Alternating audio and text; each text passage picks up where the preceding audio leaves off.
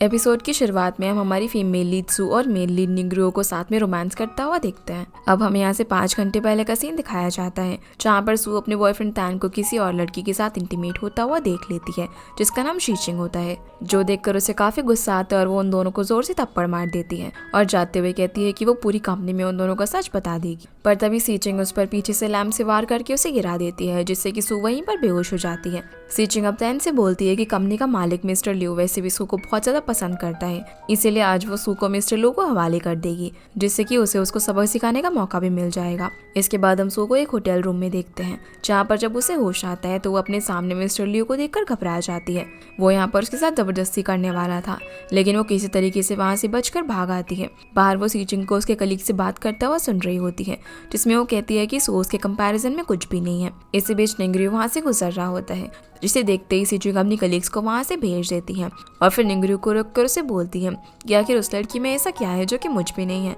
पर वो उसे कोई भी जवाब नहीं देता और अपना हाथ छुड़ाकर वहाँ से चला जाता है, जो देखकर सू समझ जाती है कि शीचिंग निंगरियो को पसंद करती है, इसीलिए वो जानबूझकर उसके सामने टकरा जाती है, जहाँ वो नशे में होने की एक्टिंग करती है और उसे उसके रूम तक छोड़ने के लिए बोलती है। अंदर आकर सू शीचिंग को धोखा देने का एहसास दिलाने के लिए निंगरियो के क्लोज आने लग जाती है, पर वो भी यहाँ पर उसके साथ काफी रोमांटिक हो जाता है और दोनों एक दूसरे को किस करते हैं। अब अगली सुबह जब वो नींद से उठती है तो अपने सामने निंगरियो को देखकर काफी हैरान हो जाती है और अपना मुंह छुपा लेती है, लेकिन वो वॉशरूम में चला जाता है तो मौका देखकर सू चुपके से वहां से जाने लगती है, पर निंगरियो उसे रोक देता है। वहीं हम बाहर से शीचिंग को रिपोर्टर्स के साथ आता हुआ देखते हैं और वो यहाँ पर रिपोर्टर्स को इसीलिए लेकर आई थी ताकि वो सू और मिस्टर लियो की इंटीमेट फोटोज को लीक कर सके और ये सब करके सू को सबक सिखा सके। लेकिन जैसे वो रूम का दरवाजा ओपन करती है तो निंगरियो को सू के साथ देखकर एकदम शॉक रह जाती है। वो यहाँ पर उसे बोलने लगती है कि वो ऐसा नहीं कर सकता और सू को भी काफी बुरा भला कहने लग जाती है। निंगरियो से बोलता है कि क्या वो यहाँ से जा रही है या फिर वो लाइव ब्रॉडकास्टिंग देखना चाहती है। ये बात सुनकर शीचिंग गुस्से में वहां से चली जाती है, क्योंकि उसका सारा प्लान उस पर ही भारी पड़ गया था। उसके जाने के बाद सू निंगरियो से कहती है कि वो भी जा रही है, पर वो उसे रोककर बोलता है कि उसने अभी भी उसके सवाल का जवाब नहीं दिया है। असल में उसने उससे ये पूछा था कि उसे उसके साथ नाइट स्पेंड करके कैसा लगा। पर सू बोलती है कि हम एडल्ट्स हैं और हमें इस सब के बारे में इतना नहीं सोचना चाहिए, जिसकी ये बात सुनकर निंगरियो बोलता है कि अगर ऐसा है तो मैं चाहता हूँ कि तुम मेरी लेडी बनो। पर सू मना करके वहाँ से जाने लगती है तो निंगरियो उसकी सैंडल में अपना कार्ड रख देता है और बोलता है कि वो चाहे तो उसे बाद में कॉल कर सकती है। इसके बाद हमें दिखाया जाता है कि सू शीचिंग को सबक सिखाने के लिए उसकी ग्रैंडमा से फोन पर उस पेंडेंट का फोटो मांगती है, जो कि वो उसे बर्थडे गिफ्ट में देने वाली थी। जिसके बाद वो ज्वेलरी शॉप पर जाकर वैसा ही पेंडेंट खरीद लेती है और क्योंकि वो काफी महंगा था इसलिए वो निंगरियो से कुछ पैसे उधार लेकर उसे खरीद लेती है। फिर हमें यहाँ से पार्टी का सीन दिखाया जाता है, जहाँ पर शीचिंग की फ्रेंड उसके नेकलेस की काफी तारीफ कर रही होती है। वहीं सू वॉशरूम में जाकर वहाँ की एक वेट्रेस को वैसा ही पेंडेंट गिफ्ट करती है। अब जब वो वेट्रेस उन लोगों के सामने ड्रिंक सर्व करने के लिए जाती है तो शीचिंग की फ्रेंड्स की नजर उस पेंडेंट पर पड़ती है और वो बोलती है कि उसके यहाँ के वर्कर्स तो काफी स्टाइलिश है। अब क्योंकि उसकी वेट्रेस ने भी उसकी जैसा ही पेंडेंट पहना हुआ था तो ये देखकर शीचिंग को बहुत ज्यादा गुस्सा आ जाता है और वो उस पर चिल्लाने लगती है और उसकी फ्रेंड्स उसका मजाक बना रही थी, जो देखकर सू को काफी खुशी हो रही थी। पर तभी पीछे से निंगरियो आ जाता है और उसके कानों में कुछ कहने लगता है, जिससे कि वो दोनों फिर से क्लोज आ जाते हैं, लेकिन सू उसे इग्नोर करके चली जाती है। वहीं शीचिंग आकर निंगरियो को अपने साथ डांस करने के लिए कहती है, लेकिन वो उसे मना करके बाहर आ जाता है और सू को पकड़ के अंदर लाकर उसके साथ डांस करने लगता है। अब वैसे तो सू उसके साथ डांस करने में काफी अनकंफर्टेबल हो रही थी, लेकिन फिर वो शीचिंग को जेलस करवाने के लिए उसके क्लोज आकर डांस करने लगती है। तो निंगरियो बोलता है कि ऐसा करके तो वो उसे और उकसा रही है, जिसके बाद वो उसे पकड़कर बाहर लेकर आते हैं और कार में बैठा देता है। अब जब वो उसकी सीट बेल्ट बांध रहा था तो वो कहती है कि वो तो सिर्फ उसे एंटरटेन कर रही थी और वो उसके साथ सीरियस बिल्कुल भी नहीं है। तो निंगरियो बोलता है लेकिन वो बिल्कुल सीरियस है और अगर ऐसा ही था तो उस दिन होटल में वो उसके क्लोज क्यों आई थी, जिस पर सू उसे बता देती है कि शीचिंग ने उसके बॉयफ्रेंड को उससे छीन लिया, इसलिए उसने शीचिंग को जेलस फील करवाने के लिए उस पर्सन को उससे छीन लिया जिसे कि वो पसंद करती है। ये बात सुनकर निंगरियो अपसेट हो जाता है कि उसने उसका यूज किया, इसलिए वो गुस्से में उसे जाने के लिए कह देता है। फिर अगले दिन जब सू ऑफिस में आती है तो सभी लोग उससे काफी अजीब बिहेव कर रहे होते हैं। जब वो अपने लैपटॉप ऑन करती है तो उसमें ये न्यूज थी कि सू ने वेट्रेस को एक नकली पेंडेंट दिया ताकि वो उस पेंडेंट को शीचिंग के असली पेंडेंट से रिप्लेस कर सके। तभी शीचिंग वहाँ पर आती है और उसे उल्टी सीधी बातें सुनाने लग जाती है। वो उसे कहती है कि उसके पास सारे प्रूफ हैं, जहाँ वो उसे सू और निंगरियो की इंटीमेट फोटोज दिखाकर कहती है कि वो इन्हें कैसे छिपाएगी, जिसे देखकर सू की कलीग्स भी उसे बुरा भला कहने लग जाती है, जिससे वो परेशान होकर वहाँ से जा ही रही थी। तो शीचिंग उसका हाथ पकड़ लेती है, पर इतने में निंगरियो वहाँ पर आता है, जो कि उससे उन फोटोज को छीनकर फाड़ देता है और रिसीप्ट दिखाकर बताता है कि वो पेंडेंट नकली नहीं बल्कि असली है, जो कि उसी ने सू को दिया था। जिससे कि ये बात साबित हो जाती है कि सीचिंग सू पर गलत आरोप लगा रही है। पर सीचिंग निंगरियो को उसे दूर रहने के लिए बोलती है और बताती है कि सू पैसों के लिए किसी को भी चीट कर सकती है, इसीलिए उसे उसकी बातों में नहीं फंसना चाहिए। निंगरियो बोलता है कि उसने जो किया वो भी सबको पता चलना चाहिए और फिर वो उसकी और टैन की इंटीमेट फोटो सबको दिखा देता है, जिससे कि सीचिंग को काफी गुस्सा आता है और वो सब जगह तोड़फोड़ करने लगती है, क्योंकि अब वो एक्सपोज हो चुकी थी कि उसने सू के बॉयफ्रेंड को चुराया है। निंगरियो अब सू को कोट पहनाकर यहाँ से ले जाता है, जहाँ सू उसे बोलती है कि वो दोनों हर जगह पर क्यों मिल जाते हैं। तो निंगरियो बताता है कि वो उसे कुछ बातें क्लियर करने के लिए आया था, लेकिन इस बार भी उसने उसकी मदद की। तो सू बोलती है कि वो उसे पेंडेंट के पैसे जल्दी ही लौटा देगी। इस पर निंगरियो कहता है कि उसकी सैलरी के हिसाब से तो बहुत ही वक्त लग जाएगा, जिस पर सू बोलती है कि हाँ ये बात तो है, तो अब वो क्या कर सकती है।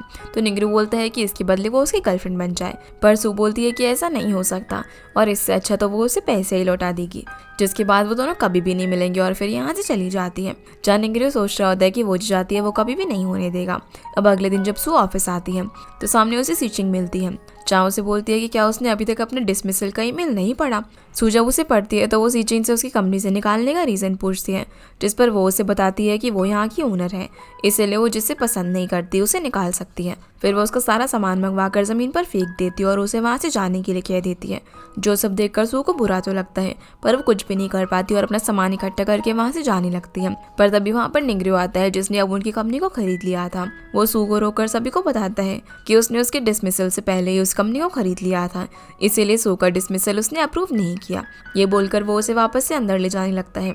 अब जब निंगरियो अपने कैबिन में होता है तो सीचिंग वहाँ पर आकर उसे क्लोज आने की कोशिश करने लगती है, पर वो उसे डांट कर वहाँ से भगा देता है। अगले सीन में हम निंगरियो और सू को कैबिन में देखते हैं, जहाँ बात खत्म होने के बाद सू जा रही होती है तो निंगरियो उसे रोक देता है। इसी बीच एक्सीडेंटली सू गिरने वाली होती है तो वो उसे पकड़ लेता है और दोनों क्लोज आ जाते हैं। जहाँ निंगरियो का असिस्टेंट इन दोनों को इस तरीके से देख लेता है और सोचता है कि ये दोनों रिलेशनशिप में है और निंगरियो से चुपचाप यहाँ से जाने का इशारा करता है। इसके बाद हम देखते हैं कि सू को बैंकर फ़ोन करके बताता है कि उसने अभी तक लोन अमाउंट पे नहीं किया है और अगर इसमें उसने और देरी की तो उन्हें उसका पुराना घर बेचना पड़ेगा। यहाँ से अब हमें दिखाया जाता है कि वो लोन टैन ने सू को कन्विंस करके उसका घर गिरवी रख के लिया था और उसने उसे प्रॉमिस भी किया था कि वो उसे ज़रूर रीपे कर देगा।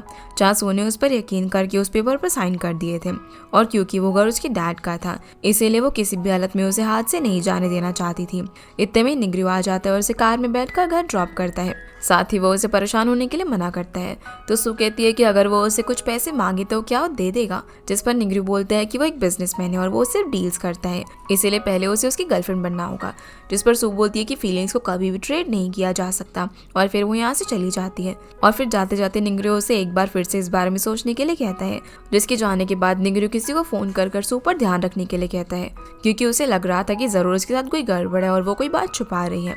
इधर सू जैसे ही घर आती है तो वो एक पौधे को देखकर अपने पेरेंट्स को याद कर रही होती है, क्योंकि उसे उसके डैड ने उसे बर्थडे पर दिया था। तभी इतने में बारिश शुरू हो जाती है और सू उससे बचने के लिए साइड में खड़ी हो जाती है। तभी वो सीचिंग और टैन को कुछ लोगों के साथ यहाँ पर आते हुए देखती है, जहाँ वो बोलता है कि उसने कितनी आसानी से सू को उसका घर गिरवी रखने के लिए मना लिया था और अब वो लोग इस पर कब्जा कर सकते हैं। सीचिंग अब उस पौधे को यहाँ से हटाने लगती है तो सू दौड़कर उनके सामने आकर उसे छीन लेती है, जो देखकर टैन सू को धक्का देकर गिरा देता है। फिर सीचिंग आती है और बोलती है कि अभी घर उसका है। फिर वो उस पौधे को छीन कर वहाँ से ले जाते हैं और वो कुछ भी नहीं कर पाती, जिसके बाद अब कोई रास्ता ना होने की वजह से सू सीधा निंगरियो के घर पर जाती है, जहाँ वो उससे मदद मांगती है। तो निंगरियो उसके बाल पहुँचता है और उसे कम्फर्ट करके बोलता है कि वो सब कुछ ठीक कर देगा। फिर वो फोन पर किसी को सू के घर को किसी भी तरीके से बचाने के लिए 2 घंटे का टाइम देता है। वहीं सू सोफे पर सो गई थी, जिसे निंगरियो उठाकर अपने बेड पर सुला देता है। अब क्योंकि सू नींद में थी तो वो उसे वहीं पर रुकने के लिए कह देती है। तो निंगरियो उसके पास आकर उसके बालों को सहलाता है और बोलता है कि वो कहीं पर भी नहीं जाएगा और उसे हमेशा प्रोटेक्ट करेगा। अगली सुबह जब सू नींद से जागती है तो देखती है कि निंगरियो ने उसके कपड़े बदल दिए थे, क्योंकि उसने रात को वॉमिटिंग कर दी थी। पर वो उसे बोलने लग जाती है कि वो सिचुएशन का एडवांटेज ले रहा था, जिस पर निंगरियो कहता है कि क्या उसे याद है कल क्या हुआ था। तभी उसे वॉमिटिंग वाली बात याद आती है कि कैसे उसमें से काफ़ी स्मेल आ रही थी, इसीलिए निंगरियो ने उसके कपड़े चेंज कर दिए, जो सुनकर वो एम्बैरेस होकर बाहर चली जाती है। अब ब्रेकफास्ट करते वक्त निंगरियो से बोलता है कि उसके पास कल रात की वीडियो है, तो क्या वो देखना चाहती है। सू कहती है कि क्या वो पागल हो गया है, पर फिर वो उसे वीडियो दिखाता है जिसमें निंगरियो के बॉडीगार्ड सीचिंग और टैन को घर में जाने से रोक देते हैं, जिन्हें देखकर सू हंसने लगती है, क्योंकि अब उसका घर बच गया था। जो देखकर निंगरियो कहता है कि कम से कम वो हंसी तो सही, जिस सब के लिए सू उसे थैंक्स बोलती है। इसके बाद निंगरियो कहता है कि उसने सू का सामान मंगवा दिया है और अब से वो उसके साथ ही रहेगी। क्योंकि वो उसकी वाइफ बनने वाली है, इसीलिए उसे उसकी आदत डालनी पड़ेगी। निंगरू कहता है कि थैंक्स बोलने से कुछ भी नहीं होगा, इसके बदले में मुझे रिवॉर्ड चाहिए। तो सू बोलती है कि इसके लिए पहले उसे आंखें बंद करनी होगी। अब जैसे ही वो आंखें बंद करके उसके क्लोज आने लगता है तो सू उसे पैसों का एनवेलप दे देती है और बोलती है कि ये रही तुम्हारी पहली इंस्टॉलमेंट, जबकि वो बेचारा तो कुछ और ही समझ रहा था। दूसरी तरफ सीचिंग अपना गुस्सा टैन पर निकाल रही होती है कि वो किसी काम का भी नहीं है, जिससे टैन को काफी बुरा लगता है, लेकिन वो कुछ भी नहीं कह पाता। जिसके बाद वो एक कैफे में जाता है जहाँ वो सू को देखकर उसे उसकी फेवरेट पेस्ट्री देता है। अब इससे पहले कि वो उसे कुछ बोल पाती तभी वो देखती है कि पीछे सीचिंग उन्हें देख रही है, इसलिए फिर वो उसे जेलस फील करवाने के लिए टैन को फोक लाने के लिए भेज देती है, उसे ये दिखाने के लिए कि कैसे वो अब भी उसकी बात मान रहा है। जो देखकर सीचिंग को गुस्सा आता है और वो अंदर आकर उस पर हाथ उठाने लगती है, पर तभी टैन आकर उसे रोक देता है, जहाँ गुस्से में सीचिंग उसे कहने लगती है कि उसे नहीं पता कि वो उसकी गर्लफ्रेंड है और उसे एक डॉग की तरह अपने ओनर के सामने लॉयल रहना चाहिए। जिससे कि गुस्से में टैन उसे थप्पड़ मार देता है और फिर यहाँ से चला जाता है, क्योंकि वो उसे एक डॉग से कंपेयर कर रही थी। वहीं निंगरू टैन को सू के साथ देख लेता है और घर आकर उसे कहता है कि उसे यकीन नहीं हो रहा कि वो उसकी पीठ पीछे अपनी एक्सपर्ट से मिली थी, इसलिए अब जरूरी हो गया है कि उसकी गर्लफ्रेंड होने के नाते उसे अपनी कुछ जिम्मेदारियां निभानी होगी। फिर वो उसे गोद में उठाकर बेड पर लेकर जाता है और उसे किस करने ही वाला था, पर सू उसके लिप्स पर बाइट कर देती है और बोलती है कि उसका दिमाग कितना छोटा है। वो उसे बताती है कि वो तो बस सीचिंग से बदला लेने के लिए वो सब कर रही थी और जैसा वो सोच रहा है वैसा कुछ भी नहीं है। अगले सीन में हम देखते हैं कि सीचिंग टैन से कहती है कि वो अपने होने वाले हस्बैंड को हारते हुए नहीं देख सकती, जहाँ टैन उसे मनाने की कोशिश करता है लेकिन वो गुस्से में चली जाती है। फिर जब टैन बाहर आता है तो सू को लंच करते हुए देखता है, जहाँ उसके पूछने पर सू बताती है कि उसे बहुत ही बड़ी डील मिली है और फिर बहाना बनाकर जानबूझ के अपना फोन वहीं पर छोड़कर चली जाती है। जिस बीच मौका पाकर टैन उसके फोन की सीक्रेट इन्फॉर्मेशन को चुरा लेता है, जो सब कुछ सू एक फोन में रिकॉर्ड कर रही थी। इसके बाद टैन मिस्टर लियो के पास जाता है और चोरी की हुई इन्फॉर्मेशन से अपने प्लान उन्हें बताने लग जाता है, लेकिन मिस्टर लियो से रिसर्च डेटा मांगते हैं जो कि उसके पास नहीं होता। वहीं उनकी ये सारी बातें सू छुपकर रिकॉर्ड कर रही थी। तभी उसके हाथ से फोन गिर जाता है, जिसकी आवाज सुनकर एक गार्ड उसे पकड़ने के लिए उसके पीछे आने लगता है, लेकिन तभी निंगरू सू को अपने रूम में खींच लेता है। सू उसे यहाँ पर देखकर एकदम हैरान होती है और पूछती है कि तुम यहाँ क्या कर रहे हो। तो निंगरू उसे बोलता है कि ये मत भूलो कि इस बार भी मैंने तुम्हें बचाया है। इसके बाद हमें दिखाया जाता है कि सीचिंग पैन को एक डेटा का पेन ड्राइव देती है, जो देखकर टैन बोलता है कि अब वो उसके डैड को आसानी से इम्प्रेस कर देगा इस प्रोजेक्ट की मदद से, जिनकी ये सारी बातें सो सुन रही थी। अब हमें यहाँ से मीटिंग का दिन दिखाया जाता है, जहाँ पर मिस्टर लियू पेपर पर साइन करने ही वाले थे कि तभी असिस्टेंट आकर बताती है कि वो पेन ड्राइव खाली है। उसी वक्त सू आकर सीचिंग के डैड को बताती है कि टैन और सीचिंग दोनों ही मिलकर कंपनी की सीक्रेट इन्फॉर्मेशन चुरा रहे थे, जिसकी वजह से उन्हें बहुत ज़्यादा गुस्सा आता है। वो सीचिंग की एक भी बात नहीं सुनते और उसे और टैन को कंपनी से निकाल कर वहाँ से चले जाते हैं, जो देखकर सीचिंग को बहुत ज़्यादा गुस्सा आता है और वो एक पेन से सू को मारने वाली थी, पर तभी निंगरू बीच में आ जाता है और चोट उसके हाथ में लग जाती है, जो देखकर सीचिंग घबरा जाती है क्योंकि वो ऐसा नहीं करना चाहती थी और निंगरू अब यहाँ पर उससे सू से दूर रहने के लिए बोल देता है। घर आकर सू निंगरू के हाथ पर दवाई लगा रही होती है। अब जब निंगरू को दर्द होता है तो सू उसकी चोट पर फूंक मारने लगती है, जो देखकर निंगरू उसे किस कर देता है। अब अगले सीन में जब निंगरू नहा रहा होता है तो वो सू से कहता है कि उसके हाथ में चोट लगी है, इसीलिए उसे उसकी हेल्प करनी होगी। ये देखकर सू बोलती है कि हाँ वैसे भी वो सोच ही रही थी कि उन्हें शादी कर लेनी चाहिए, जिससे निंगरू काफी ज्यादा खुश होकर अपना हाथ पानी में मारता है। तो सू बोलती है कि देखो तुम अपना हाथ गीला कर तो सकते हो ना, इसीलिए चलो अब खुद ही नहा लो, और बेचारे का ये प्लान फेल हो जाता है। इसके अगले दिन जब सू ऑफिस में आती है तो एक लड़की से टकरा जाती है, जो कि उसका चाइल्डहुड फ्रेंड था। वो लड़का सू से काफ़ी फ्रेंडली हो रहा था, लेकिन वो इतना ध्यान नहीं देती, पर फिर उसे बाद में पता चलता है कि वो उसके ग्रुप का मेंबर भी है। जिन दोनों को बात करते हुए निंगरू देख रहा होता है। अब जब सू कॉफ़ी बना रही होती है तो वो उसके पास जाकर उसे पकड़ लेता है और कहता है कि उसे बिल्कुल भी पसंद नहीं है कि उसे कोई और देखे। ये बोलकर उसकी नेक पर बाइट कर देता है, जिसके बाद वो उस बंदे को जिसका नाम हाउसू है उसे दूसरे ग्रुप में ट्रांसफ़र कर देता है, जिससे कि हाउसू को काफ़ी ज़्यादा गुस्सा आता है और वो इस बारे में निंगरू से बात करने के लिए चाहता है, पर निंगरू उसकी कोई भी बात नहीं सुनता और वहाँ से जाने के लिए कह देता है। तभी वहाँ पर सू आती है और वो भी हाउसू को ट्रांसफ़र करने का रीज़न पूछती है। तो निंगरू बोलता है कि अगर वो एक एम्प्लॉय की तरह पूछ रही है तो वो जा सकती है, लेकिन अगर तुम मेरी वाइफ की तरह पूछ रही हो तो मैं तुम्हें बता सकता हूँ, और वो उसे अपनी गोद में बैठने के लिए बोलता है। तो सू बोलती है कि ये ऑफिस है, पर निंगरू यहाँ पर हाउसू को जलाने के लिए उसे खींचकर अपनी गोद में बैठाकर किस करने लग जाता है, जिससे कि हाउसू जेलस होकर यहाँ से चले जाता है। अगले सीन में हमें दिखाया जाता है कि हाउजू रास्ते में सू को रोककर उसे प्रपोज कर देता है और उससे उसका जवाब पूछता है, पर ये सीन यहीं पर कट हो जाता है। फिर जब सू घर पर आती है तो निंगरू आते ही उसे किस कर देता है और बोलता है कि उसे पता है कि वो कहाँ से आ रही है, जो सुनकर सू हंसने लग जाती है और बोलती है कि हाँ वो एक डेट से आ रही है, जिस पर निंगरू कहता है कि ऐसा कहकर वो खुद को मुश्किल में डाल रही है। और यहाँ पर हमें फ्लैशबैक से दिखाया जाता है कि उसने हाउजू का प्रपोजल एक्सेप्ट नहीं किया था क्योंकि वो अब सच में निंगरू को पसंद करने लग गई थी। प्रेजेंट में निंगरू को हाउजू पर काफी ज्यादा गुस्सा आ रहा होता है। वो बोलता है कि हाउजू पहले से जानता था कि सू उसके साथ रिलेशनशिप में है, पर फिर भी उसने ऐसा किया, इसीलिए अब वक्त आ गया है कि उन दोनों को शादी कर लेनी चाहिए।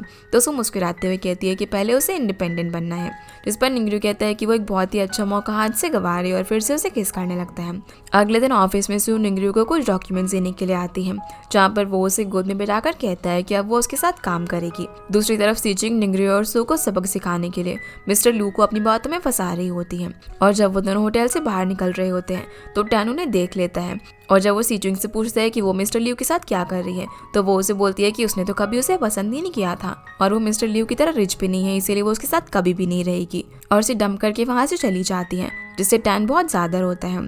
तभी वहां पर सू आती है और बोलती है कि उसने नहीं सोचा था कि वो उसे इतने जल्दी छोड़ देगी, जिसे यहाँ पर देखकर टैन उसे माफी मांगने लग जाता है और फिर से उसे एक चांस मांगता है, पर वो उसे साफ साफ मना करके चली जाती है। अब अगली सुबह हम सीचिंग को मिस्टर लियू के साथ होटल रूम में देखते हैं, जहाँ वो उनसे पूछती है कि वो उसकी हेल्प कब करेंगे, तो वो बहाना बना के यहाँ से चले जाते हैं, जो देखकर सीचिंग को काफी गुस्सा आता है क्योंकि शायद उसकी मिस्टर लियू के साथ क्लोज आने वाली चाल भी फेल हो गई थी और अब उसे खुद ही कुछ करना होगा। अगले सीन में हम देखते हैं कि मिस्टर लियू ने एक पार्टी रखी होती है जिसमें सीचिंग अपनी फ्रेंड्स के साथ आई हुई थी और वो यहाँ पर सू और निंगरू को साथ देखकर सू से बदला लेने के लिए अपनी फ्रेंड्स को सू के पीछे वॉशरूम में भेज देती है, जिसके बाद वो लड़कियां उसे पकड़कर सीचिंग के पास लेकर जाती हैं, जहाँ पर सीचिंग उसे मारने की धमकी देती है और जिसकी वजह से दोनों झगड़ने लग जाते हैं। पर सीचिंग चाकू से उसके फेस पर हमला करने ही वाली थी कि तभी सही वक्त पर वहाँ पर निंगरू आ जाता है और जैसे ही वो उसे धक्का देता है तो वो चाकू गलती से सीचिंग के खुद के फेस पर लग जाता है, जो देखकर वो गुस्से में निंगरू से बोलती है कि उसकी ये करने की हिम्मत कैसे हुई, उसे पता भी है कि वो मिस्टर लियू की फियांसे है। इतने में मिस्टर लियू भी वहाँ पर आकर सीचिंग को थप्पड़ मारते हैं ये सब करने के लिए और निंगरू से माफी मांगते हैं ताकि वो उनके साथ डील फिक्स कर सके, पर निंगरू ने साफ साफ मना करके उन पर लीगल एक्शन लेने के लिए बोलकर यहाँ से चला जाता है। वहीं घर आकर निंगरू सू की चोट पर दवाई लगाता है और कहता है कि सब उसकी गलती थी, उसे सू को वहाँ पर लेकर जाना ही नहीं चाहिए था। तो सू कहती है कि आखिर वो उसकी वाइफ है तो वो उसे लेकर जाता क्यों नहीं, जो सुनकर वो भी खुश हो जाता है। अब अगले दिन जब सू कहीं पर जा रही होती है तो सीचिंग फिर से बीच रास्ते में आकर उसे रोककर बताती है कि उसे पता भी है कि निंगरू ने उसे ना चूज करके सू को क्यों चूज किया और यहाँ पर वो उसे निंगरू की एक चाइल्डहुड क्रश के बारे में बताती है और बोलती है कि उसने सिर्फ उसकी कमी पूरी करने के लिए सू का यूज किया है, जो बात जानकर सू थोड़ी सी सरप्राइज होती है। इसके बाद हम सू और निंगरू को बाहर घूमता हुआ देखते हैं क्योंकि निंगरू अपना सारा काम छोड़कर सू को बाहर घुमाने के लिए लेकर आया हुआ था, जहाँ पर सू कुछ सोच रही थी। तो निंगरू से उसकी वजह पूछता है, जिस पर सू बोलती है कि उसने उसे कभी भी अपनी स्कूल लव शियाओ के बारे में कुछ भी नहीं बताया। अब इससे पहले कि निंगरू कोई जवाब देता, सू कहती है कि शायद वो उससे प्यार ही नहीं करता इसीलिए उसने उसे नहीं बताया और दोनों ऐसे ही शादी कर रहे हैं। तो निंगरू बोलता है कि तुम मेरे साथ चलो, मैं अभी तुम्हें सब कुछ बताता हूँ। फिर वो उसे एक होटल में लेकर जाता है, जहाँ सू उससे पूछती है कि क्या वो जब उसे होटल में मिला था तब से उससे पसंद करता है, जिस पर वो कहता है कि नहीं, वो उससे पहले से ही उसे पसंद करता है। इतने में निंगरू को कुछ काम से फोन आ जाता है और वो यहाँ से चला जाता है, जहाँ बेड पर उसकी पॉकेट में से एक रबर बैंड गिर जाता है, जिसे देखकर सू को याद आता है कि ये तो वही बैंड है जो कि उसने बचपन में एक लड़की को दिया था जब एक लड़का उस लड़की को बुली कर रहा था तब। और वो सोच में पड़ जाती है कि आखिर निंगरू के पास क्या कर रहा है। फिर जब निंगरू घर पर आता है तो सू से वो रबर बैंड दिखाकर इसके बारे में पूछती है, जहाँ उन दोनों की बातें से में पता चलता है कि जिसे सू ने लड़की समझकर वो रबर बैंड बचपन में दिया था वो असल में कोई और नहीं बल्कि निंगरू ही था, क्योंकि तब उसके बाल काफी लंबे हुआ करते थे और जैसे जैसे वो बड़ा हुआ उसने अपने बाल कैंसर पेशेंट को डोनेट कर दिए। पर ये जानकर सू बहुत ज्यादा खुश होती है कि निंगरू उसे बचपन से ही पसंद करता था और वो उसे हमेशा से ढूंढ रहा था और उस दिन वो उसकी तलाश में उस होटल में आया था। इसके बाद निंगरू सू को एक प्यारी सी जगह पर लेकर जाता है, जहाँ पर वो उसे एक बहुत ही अच्छा सरप्राइज देकर प्रपोज करता है, जो देखकर सू काफी खुश होती है। निंगरू फिर उसके सामने रिंग लेकर आता है, जिसे वो दौड़कर हक कर लेती है और सारे मोमेंट्स याद करती है जो कि इन दोनों ने एक दूसरे के साथ बिताए थे। फिर वो उसे रिंग पहनाता है और दोनों एक दूसरे के साथ काफी खुश होते हैं। इसी हैप्पी एंडिंग के साथ ये ड्रामा यहीं पर खत्म हो जाता है। तो गाइस ये थी आज की वीडियो एंड आई होप आप लोग को ये वीडियो पसंद आई होगी, तो इस वीडियो को लाइक कर चैनल को सब्सक्राइब जरूर कीजिएगा। आपसे फिर मिलते हैं अगली इंटरेस्टिंग वीडियो में, तब तक के लिए गुड बाय।